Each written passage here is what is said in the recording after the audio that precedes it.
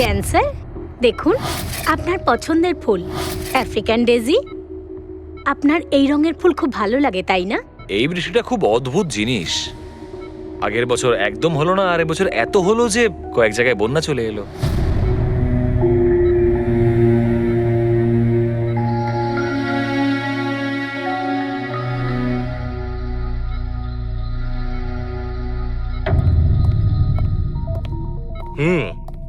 বাবা, তোমার এই স্টুডেন্টরা তাদের ভালোবাসায় তোমাকে বিগড়ে দিচ্ছে খালি, তাই না? তোমার তো খুব ভালোই লাগছে। জিজ্ঞাসা করা যাক, কি হলো বলো?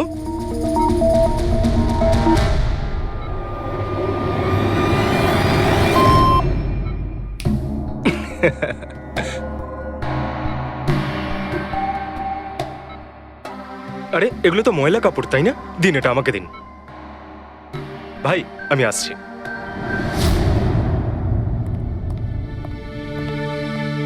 স্যার এখন কেমন আছেন? ভালোই আছে, আর আগের থেকে বেটার রয়েছে। আর সেটা শুধুমাত্র তোমাদের জন্যই সম্ভব হয়েছে। যদি তোমরা এখানে রোজ না আসতে, তাহলে হয়তো উনি সুস্থ হতে পারতেন না। আরে দাদা, এভাবে বলো না। স্যার তো আমাদের কাছে মা বাবার থেকেও বড়। একদম ঠিক। আর আমরা জীবনে যা কিছু শিখেছি সবকিছু স্যারের জন্যই হয়েছে। হ্যাঁ, এইভাবে তোমরা যদি আমাদের পাশে এসে না দাঁড়াতে, হয়তো আমরা দুজন এইভাবে বাবার দেখাশোনা করে উঠতে পারতাম না।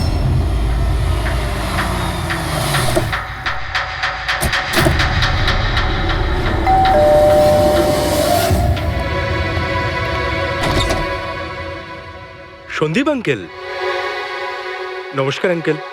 নমস্কার। ভালো আছো? তোমার বাবা কেমন? ভালো আছেন, খুব ভালো আছেন।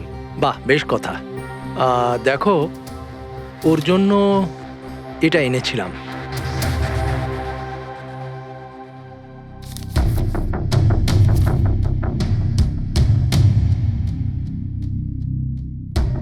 আঙ্কেল, 25 লাখ টাকার চেক? হ্যাঁ মা, আজ জ্ঞানদীপ ইনোভেশনস এর 5 বছর পূর্তি। সেটার উপহার ভাবতে পারো। আঙ্কেল, সেটা ঠিক আছে, কিন্তু বাবা তো গত 2 বছর ধরে কোম্পানির জন্য কোনো কাজই করেনি। দেখো, কিছু সম্পর্ক এই সমস্ত কথাবার্তার অনেক ঊর্ধ্বে হয়। তোমার বাবা আর আমার বন্ধুত্ব অনেকটা এরকম। চলো জ্ঞানের সঙ্গে দেখা করি। বাবা, দেখো কে দেখা করতে এসেছেন। কেমন আছে আমার বন্ধু? আরে, আগে থেকে তো অনেক ফিট মনে হচ্ছে। যদি তোকে এত হ্যান্ডসাম লাগে, নার্স তোকে ভালোবেসে ফেলবে। শোনো প্লিজ। আমি তোমার বাবার সঙ্গে কিছু কথা বলতে চাই, if you don't mind. Sure uncle, যাওয়া যাক। হ্যাঁ হ্যাঁ। প্লিজ এসো সবাই। ওনার এই চেকটার জন্য আমাদের সত্যি খুব হেল্প হয়ে যাবে। হ্যাঁ, পাপার জন্য একটা অ্যাডভান্স বেড নিয়ে আসতে পারি, তাই না? হ্যাঁ। আরে স্যার, স্যার কি হলো? স্যার, কি হলো? লাইট অন্ধকার কেন এখানে? লাইট কি হলো? কি হলো? সন্দীপ আঙ্কেল,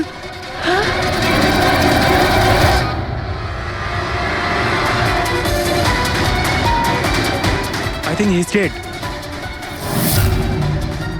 জ্ঞান স্যার, আপনি ঠিক আছেন তো? এই ছুরিটা ক্যান্সারের হাতে?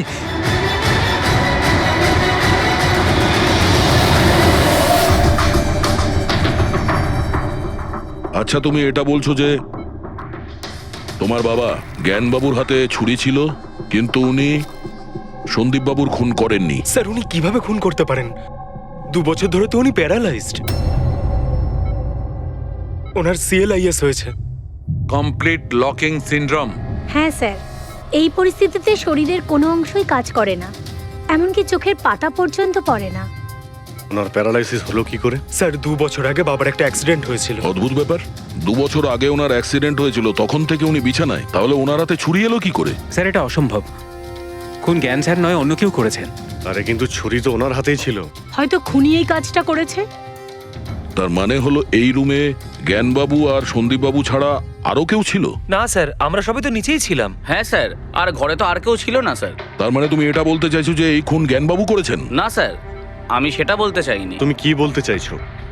সন্দীপ তাহলে নিজেকেই ছুরি মেরেছে, আর মারা যাওয়ার আগে ছুরিটা ওনার হাতে ধরিয়ে দিয়ে যায়? হ্যাঁ, আবার এমন নয় তো যে জ্ঞানবাবুর কোনো শরীর খারাপই নয়, শুধু অ্যাক্টিং করছেন। স্যার আপনি এসব কি বলছেন? যেটা আপনি শুনলেন যদি আপনার কোনো আপত্তি না থাকে আমরা আপনার বাবাকে আরেকবার চেক করতে চাই। করুন আপনি। আমরা কি মিথ্যা বলছি নাকি? দেখে নিচ্ছি।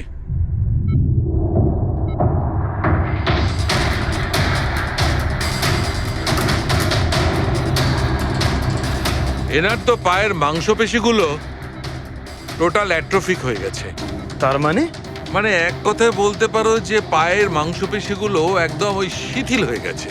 উনি যদি চানও তাহলে 1 ইঞ্চিও এই খাট থেকে নড়তে পারবেন না। স্যার, এবার তো আপনাদের বিশ্বাস হয়েছে তাই না, যে আমার বাবা নাটক করছে না? এটা তো একদম শিওর যে ওই সময় তৃতীয় কেউ ছিল এখানে।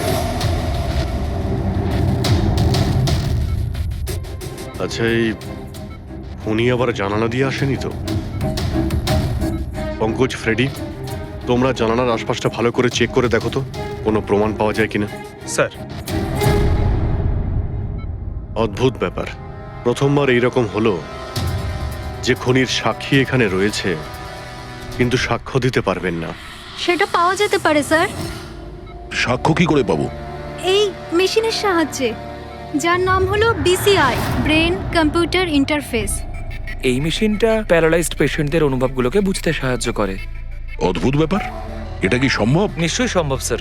স্যার, এই মেশিনটা রক্তের অক্সিজেন ফ্লোকে বুঝে নিয়ে পেশেন্টের অনুভবগুলোকে ব্যক্ত করে দেয়। একটু ভালো করে এক্সপ্লেন করো দেখি।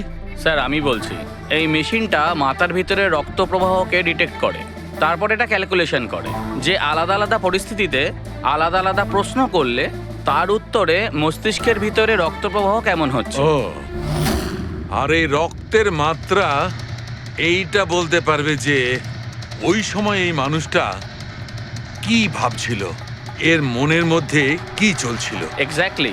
Good, very good. Freddie sir, এখান থেকে ওপরে যাওয়ার কোনো রাস্তা নেই।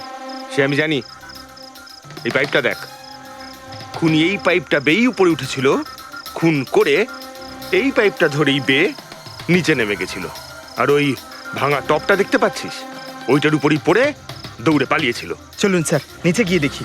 চল। আমার বাবা অ্যাক্সিডেন্টের আগে এই টেকনিকটাকে আরো এগিয়ে নিয়ে যেতে চেয়েছিলেন। বাবা সবসময় এটা বিশ্বাস করতেন যে বিজ্ঞানের কাছে সব প্রশ্নের উত্তর রয়েছে, প্রয়োজন শুধু চোখ খুলে সমাধানটা খুঁজে বের করা। আপনার বাবা একদম ঠিক কথা বলতেন।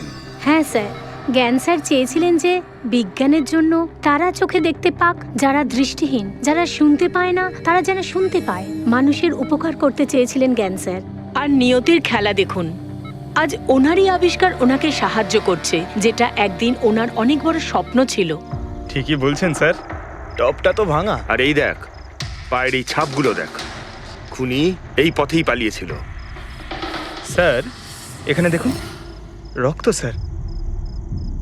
তার মানে পঙ্কজ, ঘরের ভেতর আরো কেউ ছিল যে সন্দীপ বাবুকে খুন করেছে। রক্তের এই স্যাম্পলটা নিয়ে ফরেন্সিক ল্যাবে যাওয়া যাক। আচ্ছা, এই জ্ঞানবাবু BCI এর সাহায্যে কি কথা বলতেন? যেরকম ওনার যখন খিদে পেত উনি সেটা বলতেন, যদি ওনার বেড প্যানের প্রয়োজন হতো সেটাও বলতেন, এমনকি বাবা ওটা দিয়ে দাবাও খেলতেন স্যার। কি দাবা খেলতেন? গ্রেট। হ্যাঁ স্যার, যেমন যেমন প্যাটার্ন এনার মনের মধ্যে তৈরি হতো সেই অনুযায়ী অক্ষরের পেছনে লাইটগুলো জ্বলে উঠতো, আর আমরা অক্ষরগুলোকে মিলিয়ে বুঝে যেতাম যে ইনি কি বলতে চাইছেন। তাহলে তো উনি বলতে পারবেন যে খুনি কে। হ্যাঁ স্যার, নিশ্চয়ই। স্যার, বাবাকে একবার জিজ্ঞেস করা উচিত। অবশ্যই করব, আগে তো আমরা ভালো করে তদন্ত করে নিই।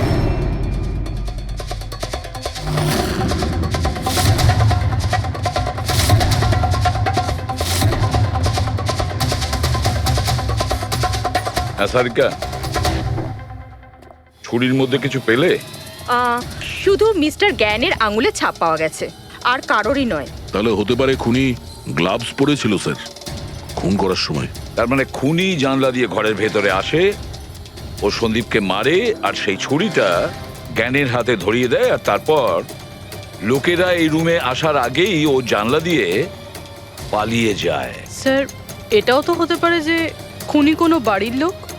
না পূর্বী, রুমে যতগুলো লোক ছিল স্যার, তাদের কারোর শরীরেই চোট বা আঘাতের চিহ্ন ছিল না স্যার। আর ওই শুকিয়ে যাওয়া রক্ত, ওটা কোনো বাইরের লোকেরই। একটা কথা বুঝতে পারছি না দয়া, যদি খুনি বাইরের লোক হয় তাহলে এটা কি করে জানলো যে সন্দীপ জ্ঞানের সঙ্গে দেখা করতে আসবে?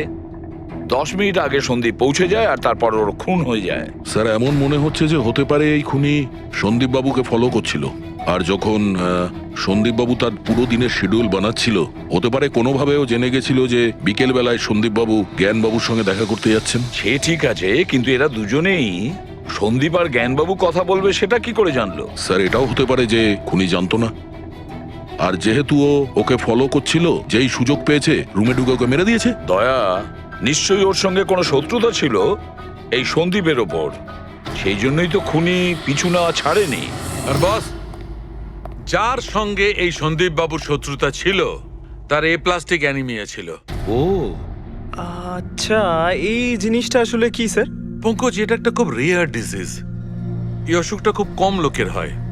এতে মানুষের বোন ম্যারো আর বোন ম্যারো স্টেম সেলস ধীরে ধীরে নষ্ট হতে থাকে। রক্তের লোহিত রক্তকণিকা, শ্বেত রক্তকণিকা আর প্লেটলেটস সব ধীরে ধীরে নষ্ট হতে থাকে। যদি এই রোগটা রেয়ার হয়, তাহলে খোঁজ নেওয়া খুব একটা কঠিন হবে না যে শহরে কতজন লোক আছে যাদের এই ধরনের রোগ আছে। এ প্লাস্টিক অ্যানিমিয়া।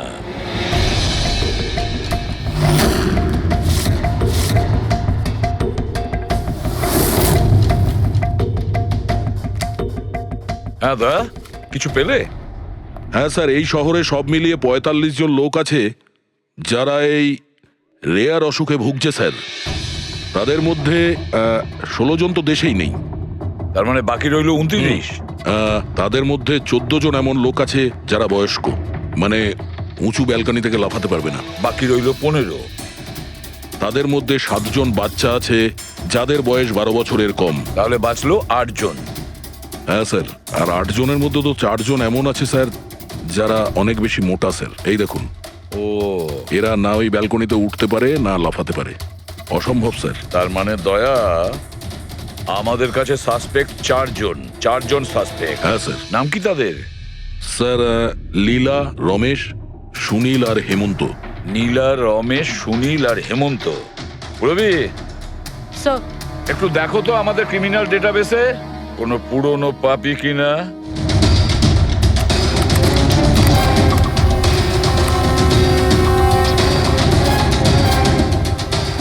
পেয়ে গেছি, রমেশ। চুরি, ছিনতাই, তাছাড়া লোকেদের মেরেওছে। থাকে কোথায় সে? সরোজনগর চল। নিয়ে এসে একে।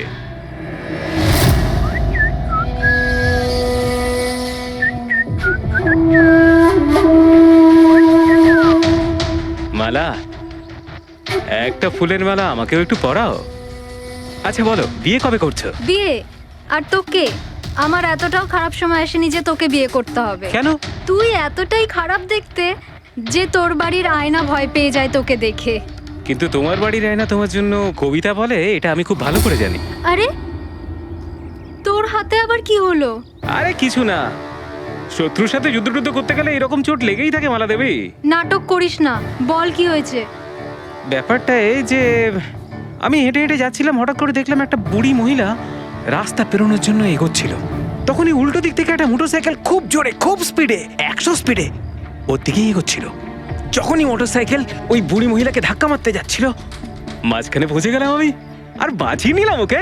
আচ্ছা, তুই এতটাই সাহসী? আমি কি কি ভালো পারি সে ব্যাপারে তো তুমি এখনো জানোই না। আচ্ছা বল, আর কি কি গুণ আছে তোর মধ্যে? আমার ভালো গুণগুলো হলো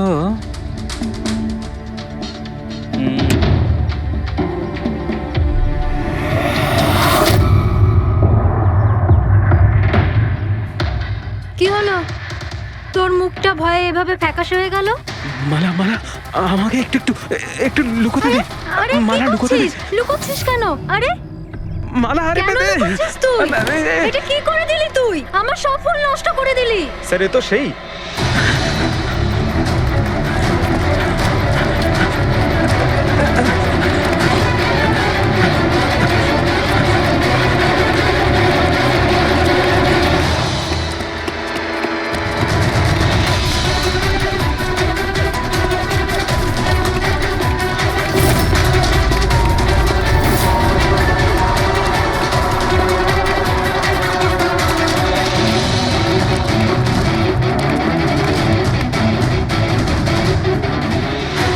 পালিয়ে গেছে মনে হয় স্যার। যাবেটা কোথায়?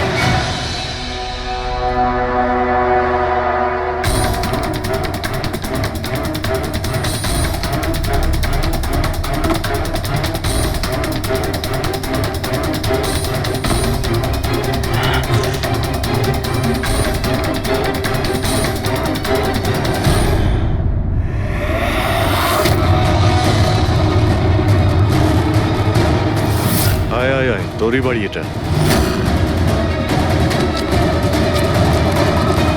দৌড়াচ্ছিস কোথায়? হ্যাঁ, সিআইডি থেকে পালানো তো সহজ নয়। আমার একটা গুণ আছে, যখন আমি রেগে যাই তখন অপরাধীর খারাপ সময় শুরু হয়ে যায়। এর তো খারাপ টাইম শুরু হয়ে গেছে স্যার। এসব কোথা থেকে নিয়ে এসেছিস? হ্যাঁ, আনিনি স্যার, নিজে বানিয়েছি। এই মেশিনটা তুই বানিয়েছিস? দেখে তো মনে হচ্ছে চাও ঠিক করে বানাতে পারিস না, মেশিন বানিয়েছিস। কোথা থেকে চুরি করেছিস? না স্যার, আমি চুরি করিনি। শুধু চুরি করিসনি, খুনও করেছিস তুই। খুন? কার sir? D117 MG road, Sundarnagar. এখানে গেছিলি তো তুই? তোর হাতে আঘাত লেগেছে না? তোর এই রক্ত আমরা ওখানে পেয়েছি। আমার ছিল না স্যার। তোরই ছিল। তুই যে হসপিটালে ট্রিটমেন্ট করিয়েছিলি সেখানেই ম্যাচ করে গেছে। মাঝার কোনো রাস্তা নেই? না, সোজা ফাঁসি। চুরির জন্য ফাঁসি দিয়ে দেবে? চুরি নয়, খুন। সন্দীপের খুন। না স্যার, আমি কোনো খুনই করিনি। আমি তো শুধু ওখানে চুরি করতে গেছিলাম। তুই একে খুন করিসনি? হে ভগবান, কি বিপদে পড়লাম। মায়ের দিব্যে বলছি স্যার, আমি কোনো খুন করিনি। আমি তো খবর পেয়েছিলাম যে ওখানে একটা লোক থাকে যার প্যারালাইসিস হয়ে গেছে। চুরি কোথায় করতে হবে সেটা ভালো করে জেনে নিয়ে আমি ওখানে শুধু চুরি করতে গেছিলাম। আমি ওখানে শুধু এই কারণেই গেছিলাম। আমি তোকে চিনিও না, কেন মারবো? কারণ সন্দীপ তোকে চুরি করার সময় দেখে ফেলে, তাই একটা অপরাধ লুকোতে গিয়ে আরেকটা করে ফেলেছিস। হ্যাঁ, এই কথাটা সত্যি স্যার যে আমি ওখানে গেছিলাম। আর সন্দীপ আমাকে দেখে চিৎকারও করেছিল। ওর চিৎকার শুনে আমি ভয় পেয়ে গিয়ে পালিয়ে এসেছিলাম। তাহলে তোর লাগলো কি করে?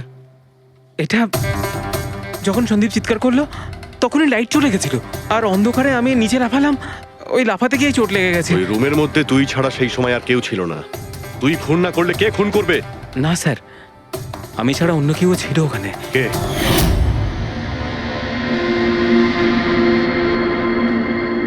কে কে তুমি? হ্যাঁ, অন্ধকারে মুখটা তো ঠিক দেখতে পাইনি, তবে ওর ঘড়িটা চকচক করছিল। ঘড়ি? সন্দীপ তো কোনো ঘড়ি পড়েছিল না। স্যারও মিথ্যে বলছে। কোনো মানুষ ছিল না, কোনো ঘড়ি ছিল না। কেউ ছিল কি ছিল না তার উত্তর তো ওই দিতে পারবে। জ্ঞান, উনি আজ কেমন আছেন? স্যার আগের থেকে বেটার, কিন্তু আজকে কিছু জিজ্ঞাসা করতে চান ওনাকে? শুরু করি। শিওর স্যার, কিন্তু আপনারা যা জিজ্ঞেস করতে চান একটু স্লোলি জিজ্ঞাসা করবেন স্যার, যাতে উনি আপনাদের এক একটা শব্দ বুঝতে পারেন স্যার। হ্যাঁ,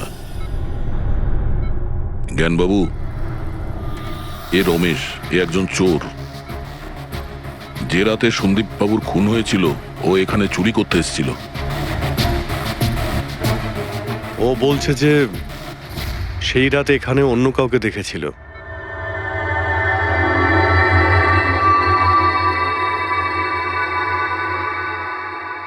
রমেশ, ওই রাত্রে তুমি যেখানে দাঁড়িয়েছিলে সেখানে গিয়ে দাঁড়িয়ে যাও। হ্যাঁ স্যার। স্যার, আমি এই দিক দিয়ে ঢুকেছিলাম আর এখানে এলাম, আর তারপর আমি এদিকে দেখলাম, আর যখনই আমি এখানে পৌঁছালাম দেখলাম সন্দীপ ওখানে দাঁড়িয়ে আছে। আমি ভয় পেয়ে পেছন থেকে ঘুরলাম, আর তখনই কারেন্ট চলে গেল। এখানে দাঁড়িয়েছিলে মানে উনি নিশ্চয়ই তোমাকে দেখেছেন। আচ্ছা, ও কি এখানে ছিল?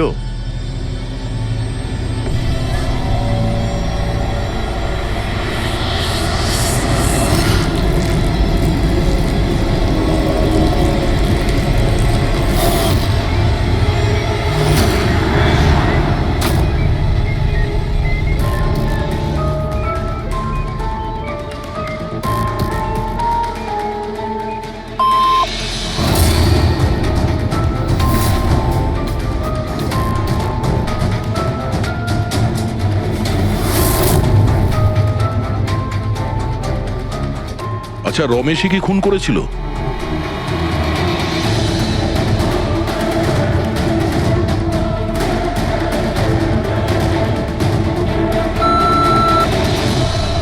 নো নো স্যার, নো মানে না স্যার, আমি বলেছিলাম না আমি মারিনি স্যার। হ্যাঁ ঠিক আছে, তুমি এদিকে দাঁড়াও। আচ্ছা আচ্ছা, আপনি এটা বলুন, আপনি কি খুনিকে দেখেছেন? আপনি চেনেন খুনিকে?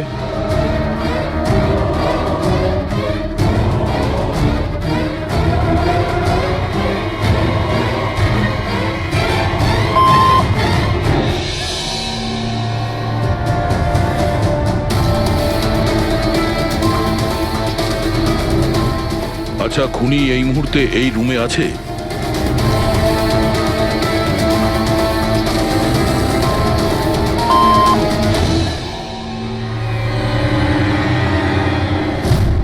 তার মানে খুনি আমাদের মধ্যেই কেউ একজন। আপনার কোনো স্টুডেন্ট?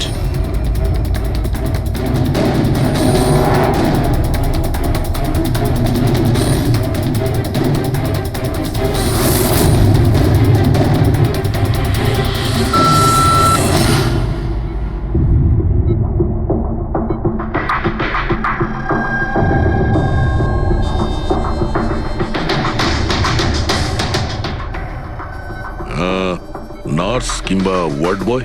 এসবের মধ্যে আপনারা আমাকে কেন টানছেন? আপনি যদি কিছু করেই না থাকেন, আপনি ভয় পাচ্ছেন কেন?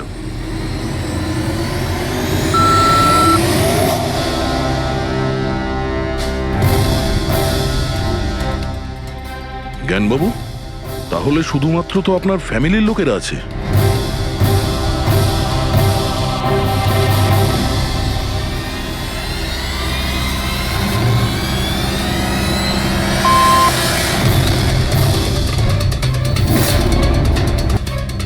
বাবা, তুমি এসব কি বলছো? হ্যালো, রিল্যাক্স, ওখানে দাঁড়িয়ে থাকো। যাও, ওখানে দাঁড়িয়ে থাকো। আচ্ছা, এটা বলুন, আপনার ছেলেই কি খুনি?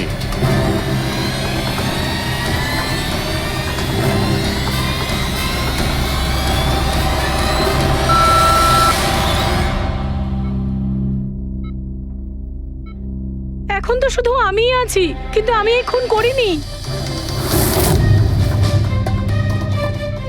জ্ঞানবাবু, আচ্ছা জ্ঞানবাবু, রিনা খুনি?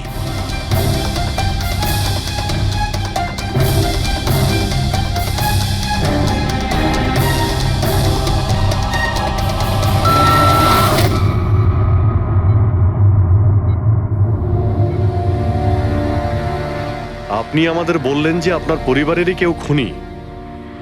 তাহলে সে কে?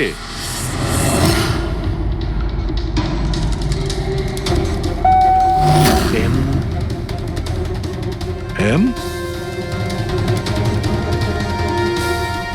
আপনাদের মধ্যে কার নাম এম থেকে শুরু হয়?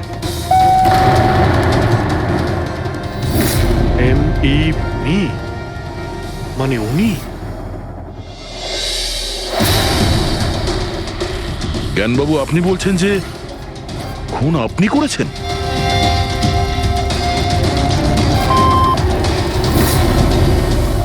বুঝতে পারছি না ইনি কেন আমাদের সঙ্গে এরকম খেলা খেলছেন। কালকের কাগজে হয়তো আসবে যে সিআইডি নাকি খুনের অপরাধে এমন লোককে অ্যারেস্ট করেছে যে নাকি প্যারালাইসিস হয়ে পড়ে আছে 2 বছর ধরে। খুনি নিশ্চয়ই জ্ঞানবাবুর আশেপাশের কেউ। উনি ওকে বাঁচানোর চেষ্টা করছেন, জানি না কেন। সমস্ত অভিযোগ উনি নিজের মাথায় নিচ্ছেন। যদি সে আপন কেউ হয় তাহলে সেই ছুরি ওনার হাতে কেন দিতে যাবে? অন্য কারোর হাতে দিত, যাকে সহজেই বিশ্বাস করা যেত। আর কারোর ওপর যদি দোষ চাপানোরই হয়, তাহলে জ্ঞানবাবু ওকে বাঁচাচ্ছেন কেন, যখন এই সন্দীপ বাবু ওনার খুব ভালো বন্ধু, ভাইয়ের থেকে? এটাই তো, সব থেকে বড় বন্ধু, ভাইয়ের থেকেও বড় বন্ধু। কিছু তো একটা গোলমাল আছে। এ কি সত্যিই বন্ধু নাকি শত্রু? জ্ঞানবাবুর ছেলে বলছিল সন্দীপ বাবু ওনাকে 2 বছর ধরে টাকা পাঠাচ্ছিল, ওনার অসুখের সময় ওনার পাশে ছিল।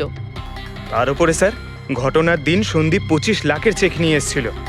ওনার ফ্যামিলি মেম্বার তো এটাই ভাববে যেটা দেখানো হয়েছে। আর সব সময় পর্দার পিছনের খেলাটা অন্য কিছু হয়ে থাকে, অন্য রকম হয়ে থাকে। কিন্তু স্যার, পর্দার আড়ালের সত্যিটা তো শুধুমাত্র জ্ঞানবাবুই জানেন, আর উনি তো সত্যি কথা বলছেনই না। জ্ঞানবাবু সত্যি কথা বলছেন না তো কি হয়েছে বস?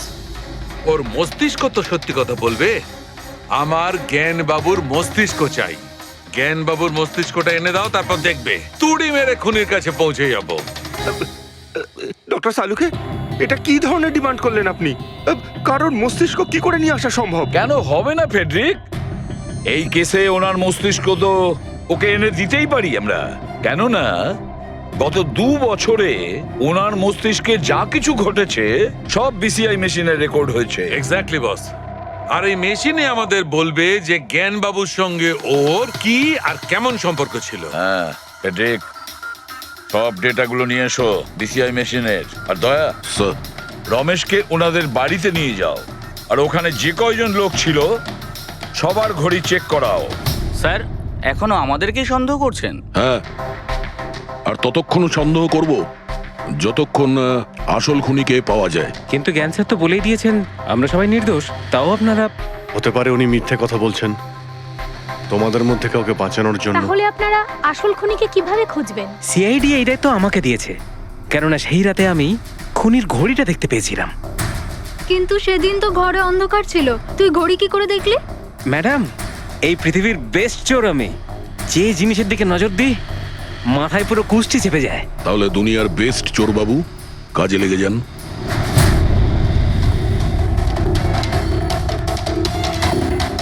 সস্তা, টেকসই, সুন্দর, 11,000 টাকা। না, এ নয়।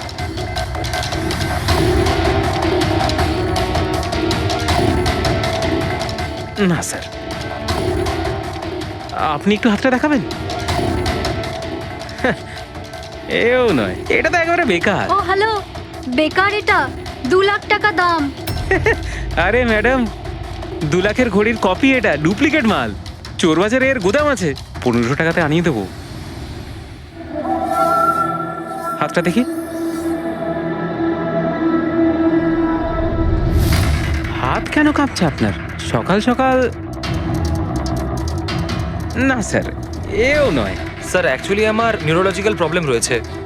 ছোটবেলা থেকেই আমার হাত কাঁপে, আমি কোনো কিছু ভালোভাবে ধরতে পারি না। পঙ্কজ, একটু ওই পেনটা দাও ওকে।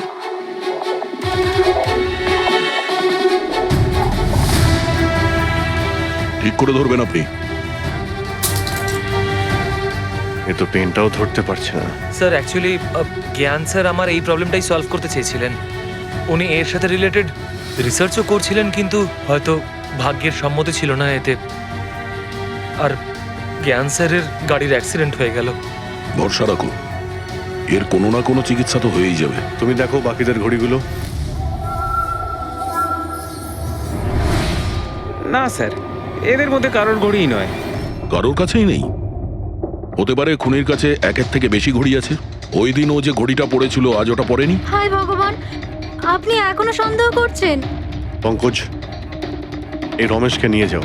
পৃথিবীতে যত ঘড়ি আছে, যত মডেলের রয়েছে, সবগুলো দেখাও ওকে। স্যার, যত ঘড়ি আছে, যত মডেল আছে, সব? তবেই তো জানা যাবে খুনি কোন মডেলের ঘড়ি পড়েছিল। এক মিনিট, একটু এদিকে আয়, এদিকে আয়।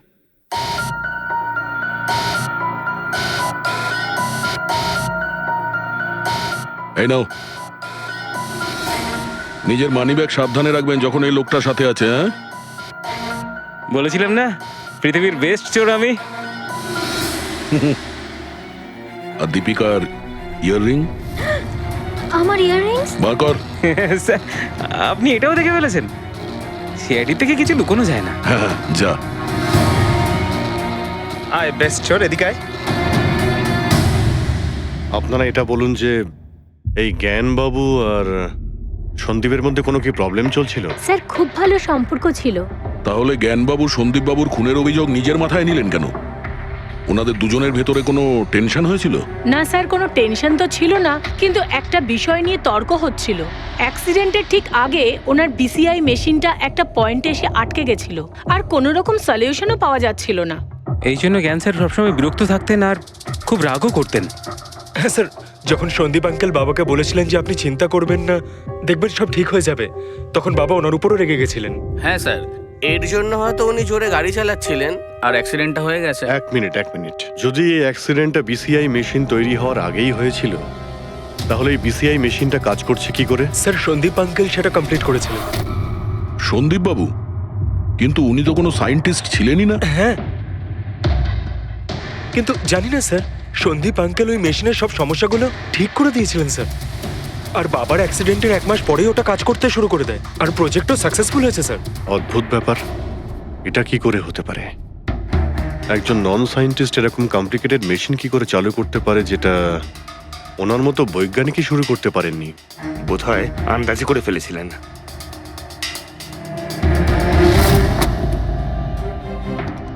মাই গড, গত 2 বছরে এত ডেটা বেরিয়েছে ওনার একার? হ্যাঁ বস, আর এই পেপারগুলোর প্রত্যেকটা জায়গা খুঁটিয়ে খুঁটিয়ে ভালো করে দেখতে হবে যে সত্যিটা কি ছিল যেটা জ্ঞানবাবু আমাদের থেকে লুকোতে চাইছেন। এক একটা শব্দ, এক একটা অক্ষর জুড়ে তার প্যাটার্ন বানিয়ে দেখতে হবে। চলে এসো, সবাই মিলে কাজ করি। সবাই চলে এসো। ফ্রেডি,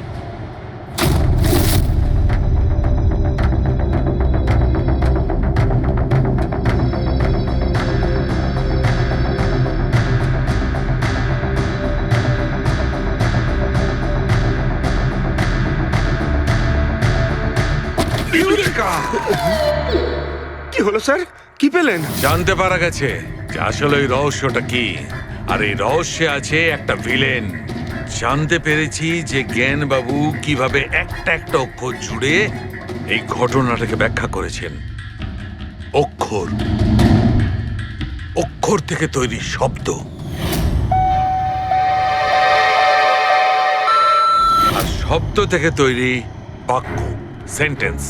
না জানি কত সময় লেগেছিল ওনার পুরো ঘটনাটা, পুরো সত্যিটা এভাবে বলার জন্য। হ্যাঁ বস, কম করে 6 মাস। আর সেটা তখন শুরু হয়েছিল অ্যাক্সিডেন্টের ঠিক আগে।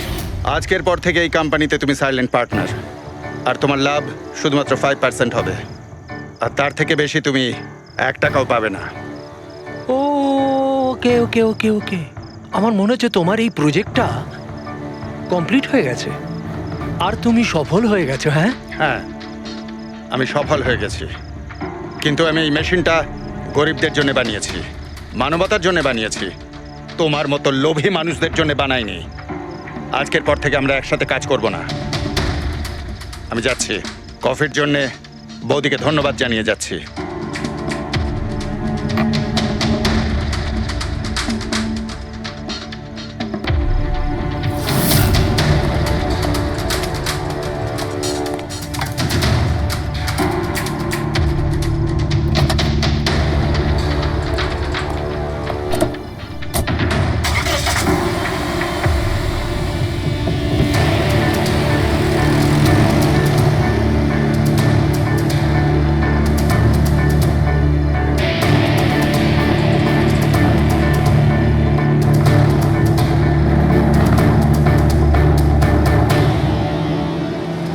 কি হলো? হঠাৎ করে গাড়ি ব্রেক ধরছে না কেন? ব্রেক ছুঁয়ে কি হলো?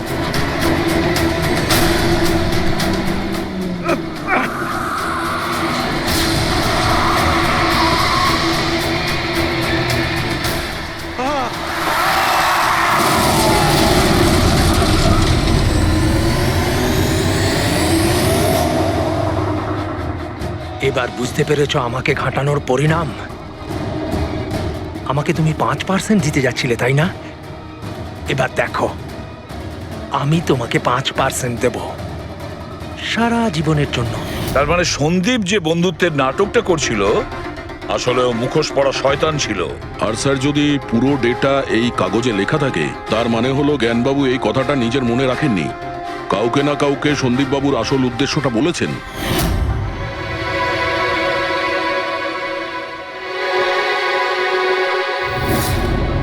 আর উনি এই ব্যাপারে যে বা যাকে সত্যিটা বলেছিলেন সেই হলো অপরাধী, সেই হলো সন্দীপের খুনি। কিন্তু স্যার, যদি খুনি জ্ঞানবাবুর হয়ে প্রতিশোধ নিতে চাইতো, তাহলে খুনি ছুরিটা জ্ঞানবাবুর হাতে কেন ধরালো? ওনাকে ফাঁসাতে চাইছিল? না পুরবি, আমার তো মনে হয় না। খুনি ওনাকে সান্ত্বনা দিতে চেয়েছিল, যে এটা বোঝাতে চেয়েছিল যে দেখুন, আমি আপনার হয়ে সন্দীপকে মেরে ফেলেছি, আপনার প্রতিশোধ আমি নিলাম। আর তাকে বাঁচানোর জন্য জ্ঞানবাবু পুরো অভিযোগ নিজের উপর নিয়ে নিয়েছেন। দয়া, খুনির কাছে পৌঁছানোর একটাই রাস্তা আছে, সেই ঘড়িটা, রিস্ট ওয়াচ, যেটা রমেশ দেখেছিল।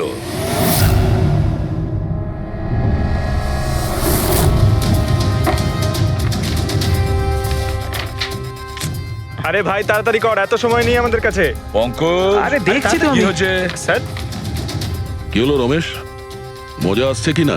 যথেষ্ট স্যার, আমি হাত জোড় করছি, আমি আর ঘড়ি দেখতে পারবো না। 10,000-এর উপর ঘড়ি আমাকে দেখানো হয়েছে, আমার মাথা ঘুরছে স্যার। যতক্ষণ না ঘড়ির মডেল খুঁজে পাচ্ছিস ততক্ষণ বাড়ি যেতে দেবো না তোকে। স্যার স্যার, এই, কি স্যার, আমাকে করছিস? ক্ষমা করে দিন স্যার। আমি বলছি বাপের জন্য আর চুরি করবো না, আমাকে বাড়ি যেতে দিন স্যার। ওট ওট ওট ওট ওট জানা তো দরকার ওই রাতে তুই ওখানে কোন ঘড়িটা দেখেছিলি, হ্যাঁ? এখন আর কটা ঘড়ি দেখবো স্যার? এতগুলো ব্র্যান্ডের এতগুলো মডেল দেখলাম স্যার, ওগুলোর মধ্যে কোনোটাই নয় ওটা। তো কোনো মডার্ন ঘড়ি ছিল নাকি? হ্যাঁ ম্যাডাম, একদম মডার্ন ঘড়ি ছিল। ঘড়ি তো ছিল কিন্তু ঠিক ঘড়ির মতো দেখতে ছিল না। কি বললি? মডার্ন ঘড়ি ছিল অথচ ঘড়ি নয়? হ্যাঁ। ঘড়ি দেখেছিস তো? ড্রয়িং করাতে পারবি? ঠিক আছে পুরবি, একে দিয়ে স্কেচ বানাও। স্যার, হ্যাঁ স্যার এইটা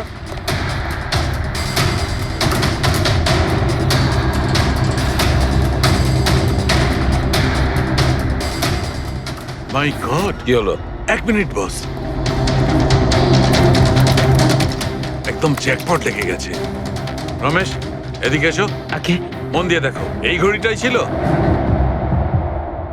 এটাই ছিল, একদম এটাই ছিল স্যার। এটা কিরকম ঘড়ি স্যার? চুরি করলে কত পয়সা পাবো?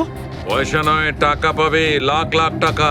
এত দামি ঘড়ি এটা? ঘড়ি নয়, এটা স্যাটলা বলে একে, স্যাটলা। স্যাটলা? এবার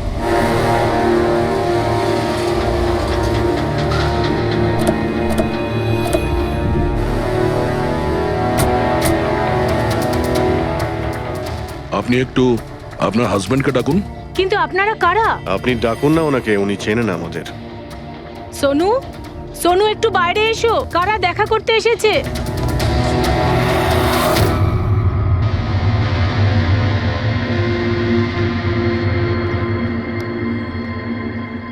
আপনারা এখানে কি ব্যাপার? এমনি এখান দিয়ে যাচ্ছিলাম, তাই ভাবলাম যে দেখা করে যাই। আমি এরকম কথা আগেও শুনেছি। দেখা করে যাই না, তোমাকে গ্রেপ্তার করে নিয়ে যাই। গ্রেপ্তার? কিন্তু কিসের জন্য? আপনার স্বামী সন্দীপকে খুন করেছে। স্যার, আমি আপনাদেরকে বলেছিলাম তো, এই দেখুন, আমি ঠিক করে জলটাই খেতে পারি না, কারোর মার্ডার কি করে করব? খুন তো করেছো, আর তুমি এই হাত দিয়েই করেছো। কোথায় সেই সেটলা ওয়াচ? হ্যাঁ, ঘড়ি কোথায়? স্যার, আপনারা কোন ঘড়ির কথা বলছেন আমি কিচ্ছু জানি না। এক্ষুনি তুমি জানতে পারবে কোন ঘড়ির কথা বলছি। ফ্রেডি, পঙ্কজ, ঘরের তল্লাশি নাও। পঙ্কজ, উপরে যা, আমি বেডরুমটা দেখছি।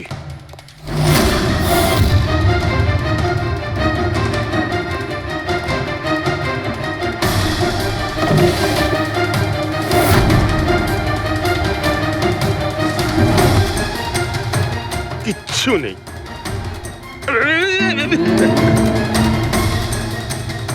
কি ফুটলো? স্যার, স্যার, বালিশটার মধ্যে কিছু একটা আছে। বালিশের ভেতরে?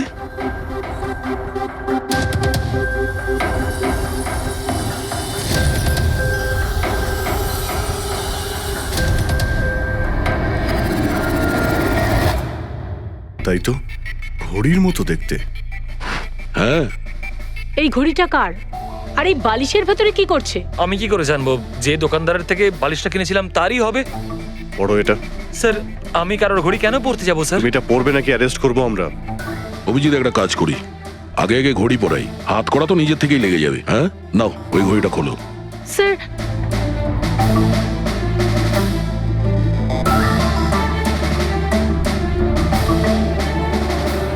আরে বাহ, দেখো এর হাত কাঁপা বন্ধ হয়ে গেছে। হ্যাঁ স্যার, তো চমৎকার হয়ে গেল, এর হাত কাঁপা থেমে গেল। এটা কোনো চমৎকার নয়, এটা সায়েন্স। এবার দেখো এই ঘড়িটা পরার পরে সোনু কত সহজে খুন করতে পারে।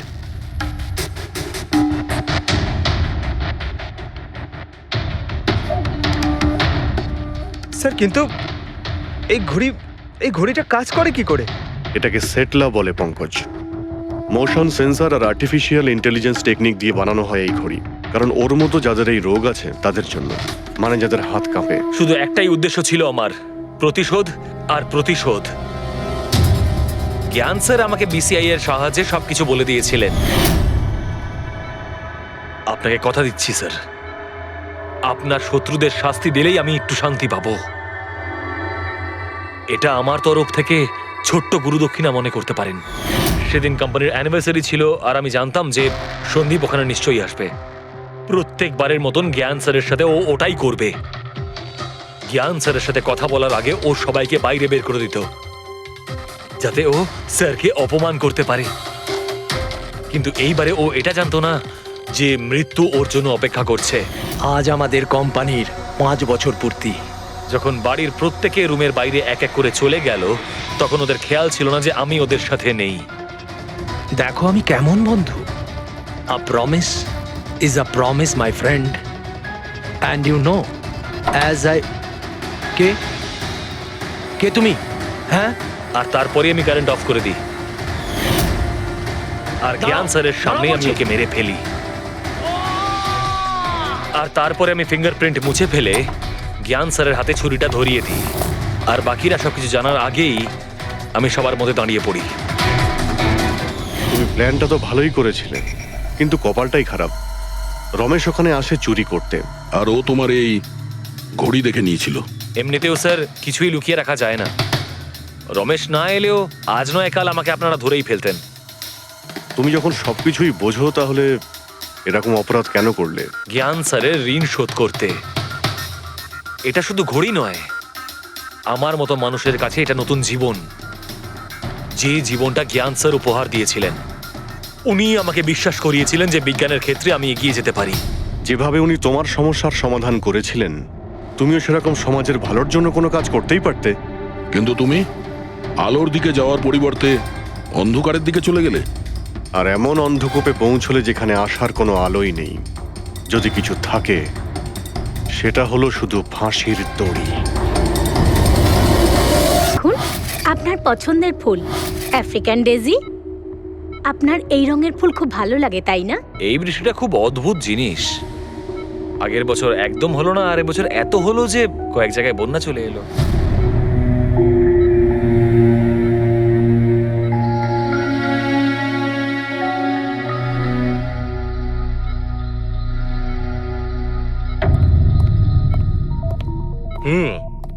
বাবা, তোমার এই স্টুডেন্টরা তাদের ভালোবাসায় তোমাকে বিগড়ে দিচ্ছে খালি, তাই না? তোমার তো খুব ভালোই লাগছে। জিজ্ঞাসা করা যাক, কি হলো বলো?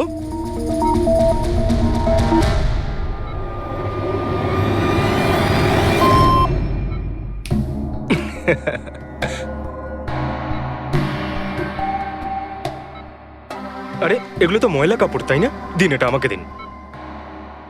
ভাই, আমি আসছি।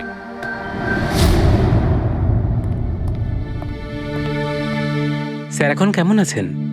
ভালোই আছে, আর আগের থেকে বেটার রয়েছে। আর সেটা শুধুমাত্র তোমাদের জন্যই সম্ভব হয়েছে। যদি তোমরা এখানে রোজ না আসতে, তাহলে হয়তো উনি সুস্থ হতে পারতেন না। আরে দাদা, এভাবে বলো না। স্যার তো আমাদের কাছে মা বাবার থেকেও বড়। একদম ঠিক।